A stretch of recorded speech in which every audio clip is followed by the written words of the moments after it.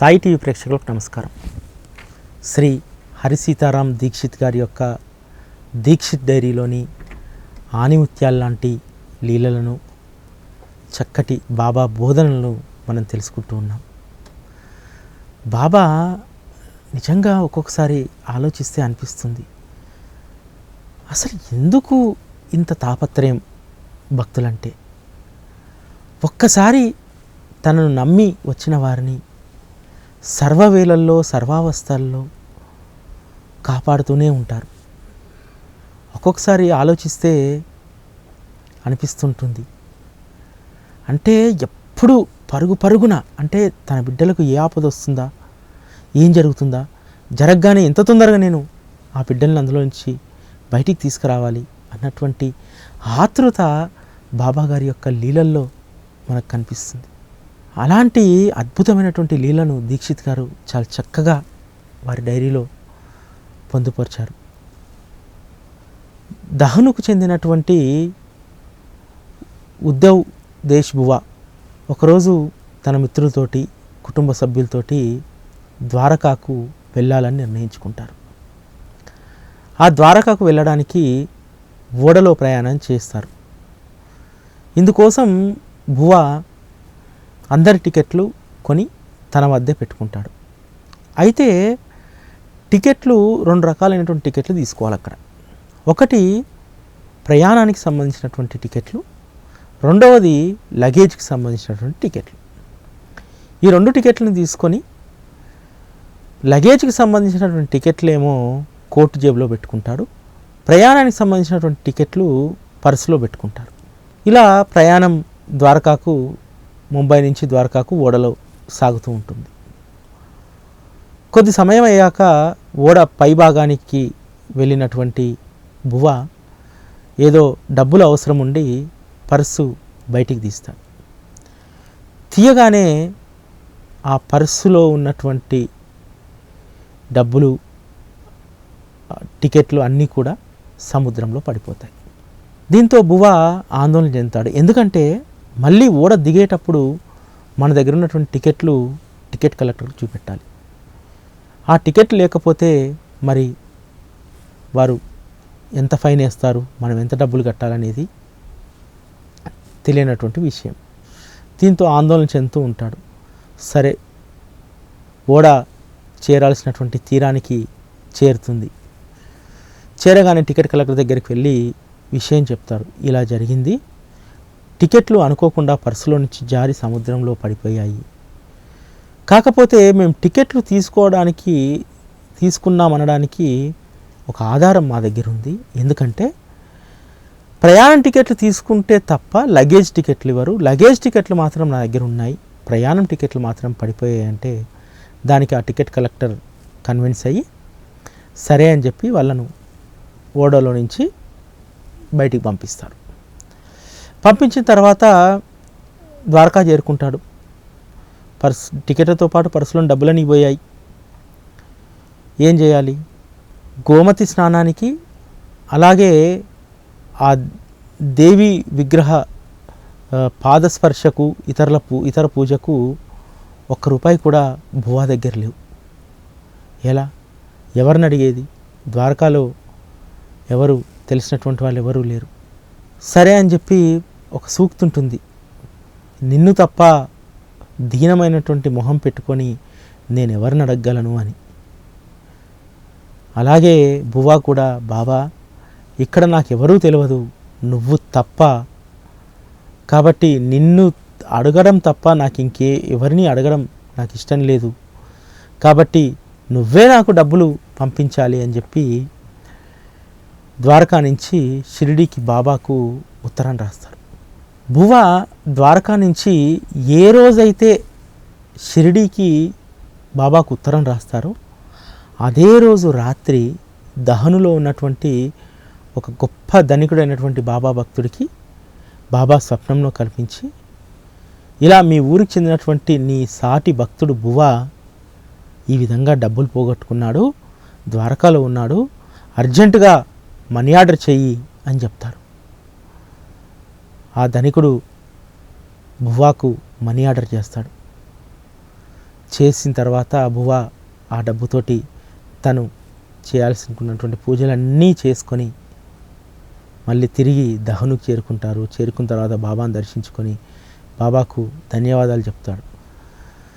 ఆ తర్వాత దహనులో ఎవరైతే డబ్బులు పంపించారో ఆయన ఇంటికి వెళ్ళి కృతజ్ఞత కూడా తెలియజేస్తాడు. తెలియజేసినప్పుడు ఆయన చెప్తాడు, అసలు ఈ వాళ్ళ ఇద్దరి మధ్యలో చర్చ జరుగుతుంది. నేను పలానా రోజు బాబాకు పలానా తేదీ రోజు ఉత్తరం రాశాను, రాసిన 3వ రోజుకే నాకు డబ్బులు వచ్చాయి అంటే ఏ రోజు నువ్వు రాశావు అంటావు.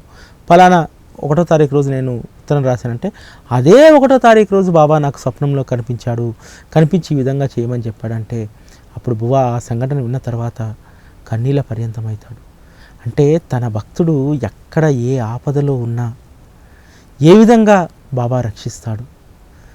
నిజంగా అసలు ఇంత ఈరోజు కొన్ని కోట్ల మంది భక్తులు బాబాను ఆశ్రయించి ఉన్నాం. ఆ రోజుల్లో భక్తుల సంఖ్య తక్కువనే ఉండవచ్చు, ఈరోజు చాలా పెరిగిపోయింది. మనం గనక భక్తుల సంఖ్య పెరిగినా ఆ రోజుల్లో బాబా శరీరంతో ఉన్నప్పుడు భక్తుల సంఖ్య తక్కువగా ఉన్నా ఆ రోజుకు ఈ రోజుకు బాబా తన భక్తుల పట్ల అప్రమత్తుడై ఉంటాడనే దాంట్లో ఏమాత్రం తేడా లేదు. 1000 మంది భక్తులు ఉన్నప్పుడు బాబాగారు అంతే అప్రమత్తతో ఉండేవారు, భక్తులను ఆ విధంగానే కాపాడేవారు. ఇప్పుడు కూడా కొన్ని కోట్ల మంది భక్తులు అయిన తర్వాత కూడా మనకు బువ్వ లాంటి ఆపద ఎక్కడ వచ్చినా ఏదో రకంగా ఎవరో ఒకరు తోటి మనకు సహాయం చేయించడం, ఇవన్నీ కూడా మనం చాలామందికి మన అనుభవంలో కూడా తెలుస్తుంది. ఎందుకంటే చాలామంది మొన్న ఈ మధ్యనే ఒకరు ఒక అనుభవం చెప్పారు. అసలు ఇల్లు కొనుక్కోవడానికి డబ్బులే లేవు, ఒక 50,000 రూపాయలు అప్పు చేసి కొనుక్కున్నాము, రిజిస్ట్రేషన్కు కూడా డబ్బులు లేవు, కానీ రిజిస్ట్రేషన్కి మీరు రెడీ అయిపోమని చెప్పి బిల్డర్ అన్నారు. కానీ ఏదో ఒక మనిషితోటి మళ్ళీ ఆ డబ్బంతా మాకు సమకూర్చి ఇల్లు కొనుక్కునేలాగా బాబా చేశాడు అని చెప్పి. అంటే ఏదో రకంగా మనకు సహాయం చాలామందికి అనుభవమే. ఇంట్లో పెళ్ళికి కానీ లేకపోతే ఇతర కార్యాలకు కానీ లేకపోతే ఇంకో దగ్గర కానీ మనకి ఏదైనా డబ్బు అవసరం ఉండి లేకపోతే ఇతర అవసరాలు ఉంటే ఏదో రకంగా అవి అరేంజ్ కావడం, ఏదో రకంగా ఆ యొక్క శుభకార్యం చాలా ప్రశాంతంగా ఎటువంటి ఆటంకాలు లేకుండా జరిగిపోవడం బాబా భక్తులందరికీ అనుభవమే.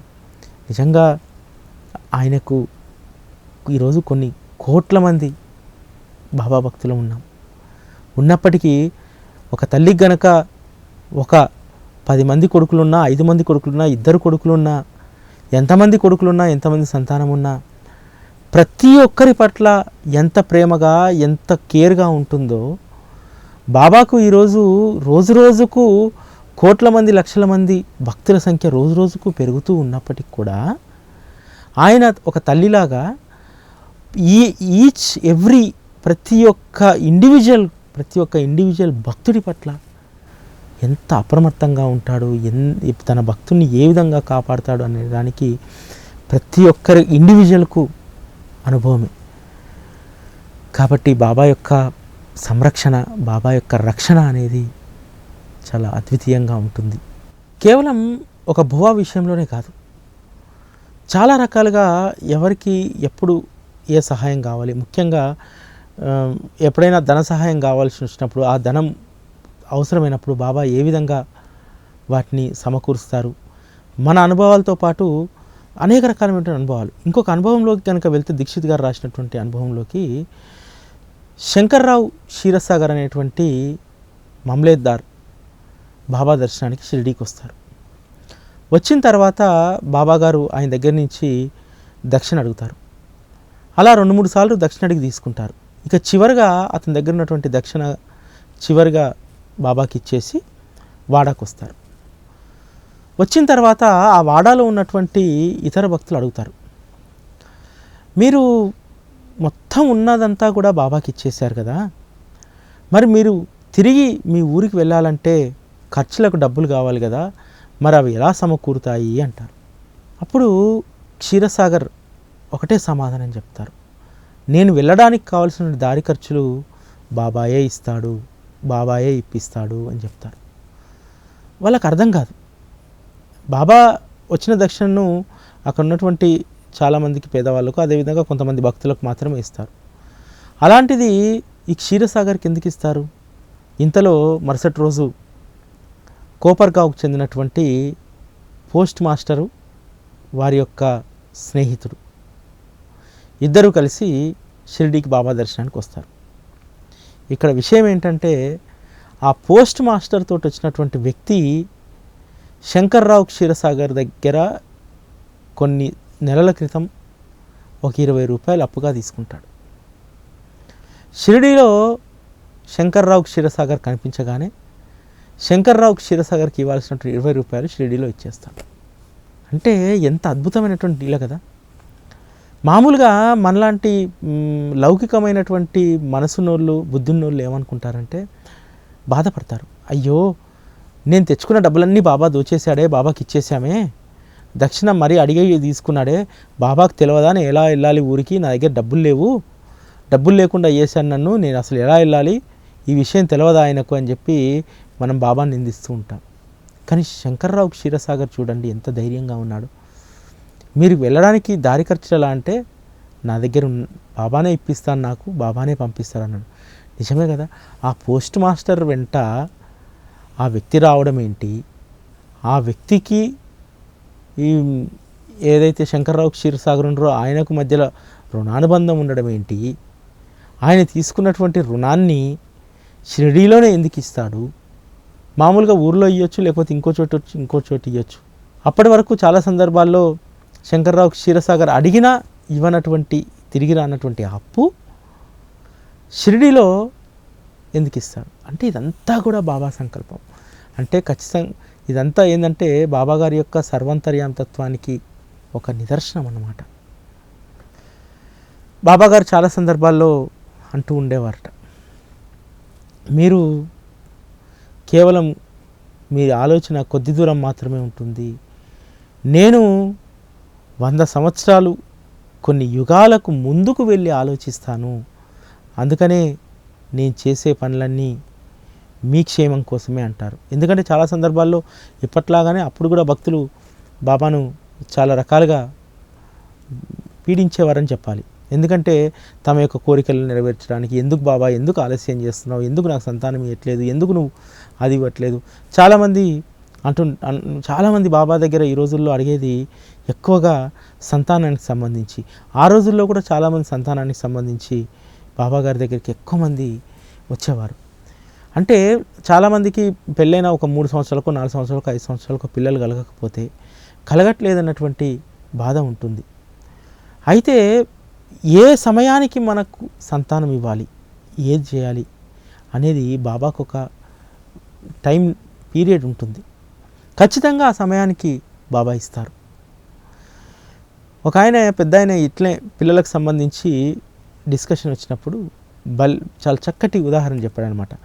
ఏం లేదండి, మన వాళ్ళందరి బాబా దగ్గరికి పోయి బాబా బాబా బాబా నాకు ఆడపిల్లలు ఉండరు, కొడుకు పుట్టాలి, కొడుకు కావాలి అని అడుగుతారు. చాలామందిని చూశాను నేను.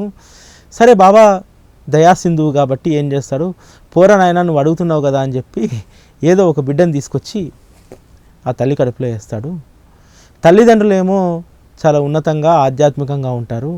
ఈ పిల్లోడు పుట్టి పెద్దయిన తర్వాత వాడు ఏ చెడు అలవాట్లకు, ఏ ఇతర దానికో అలవాటై చెడు తిరుగుతుంటారు.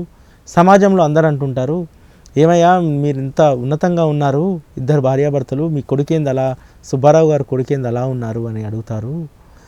వీళ్ళకి ఇప్పుడు అర్థం కాదు. ఎందుకంటే బాబా మనకి ఇచ్చేది చాలా పరిశుద్ధమైనటువంటి దాన్ని ఇవ్వడానికి టైం తీసుకుంటాడు. ఇక మన బాధ భరించలేక ఎవరినో కొన్ని తీసుకొచ్చి మన దగ్గర వేస్తాడు. వాడు గత జన్మలో ఏ నేరస్తుడో ఇంకోడో అయ్యి ఉంటాడు.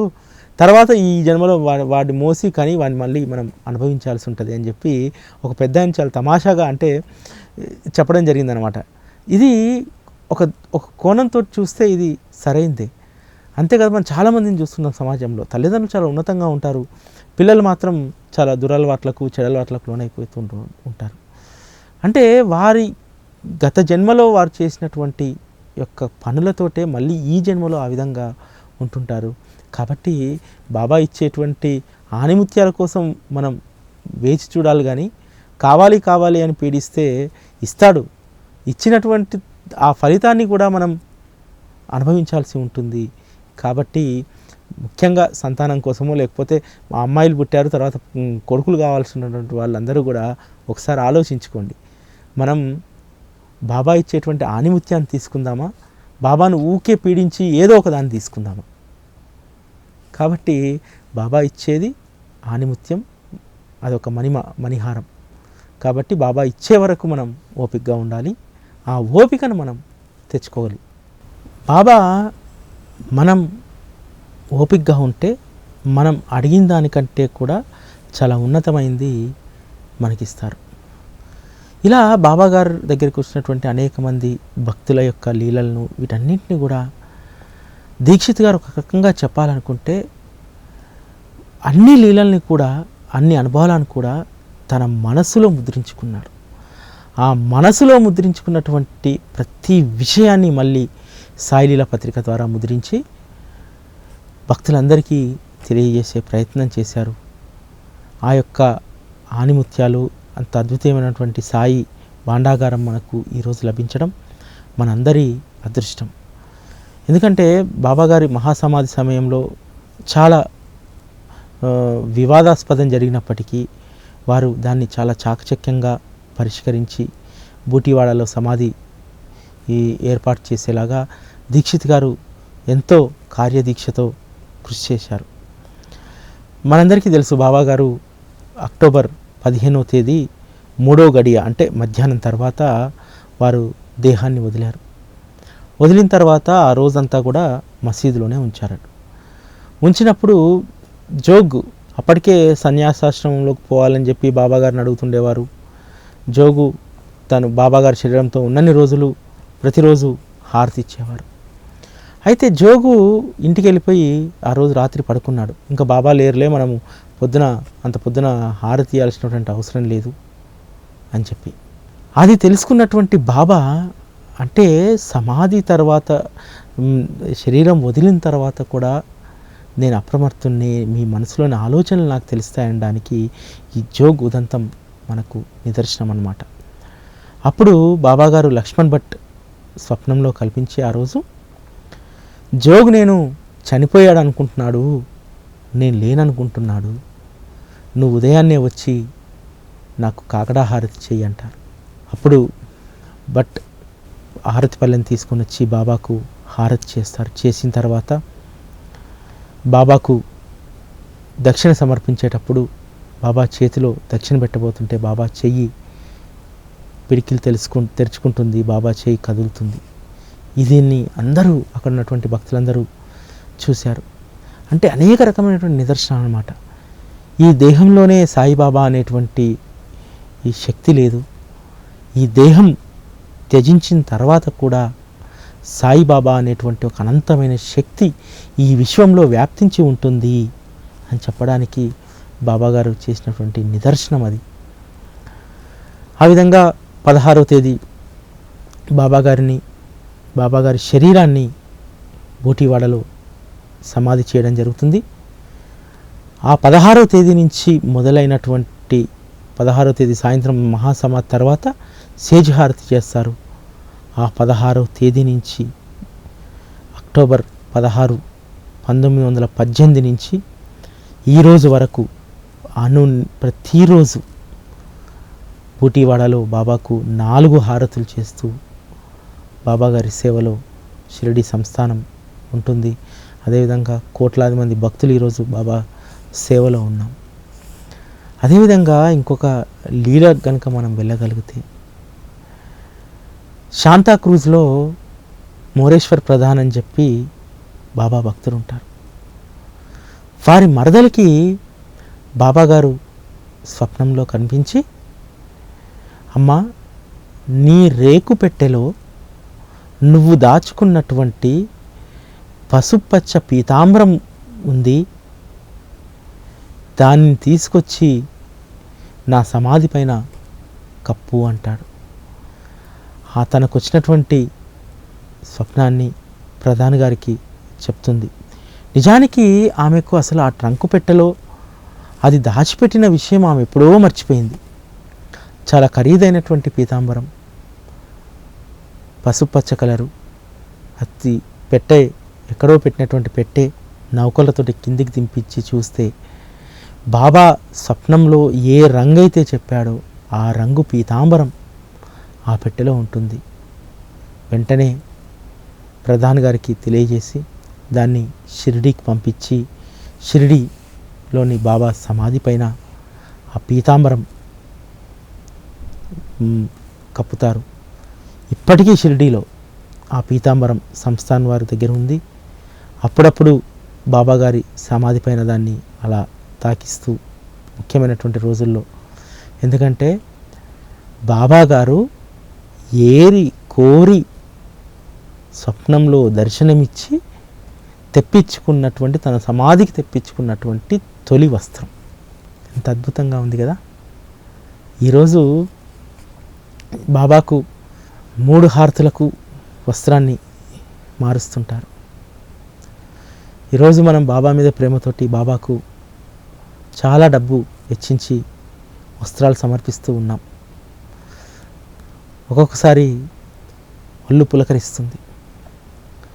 ఎందుకంటే ఆ రోజు అంటే బాబా తన సమాధి పైన తన విగ్రహానికి కప్పేటువంటి బట్టలకు వస్త్రాలకు కూడా ఎంత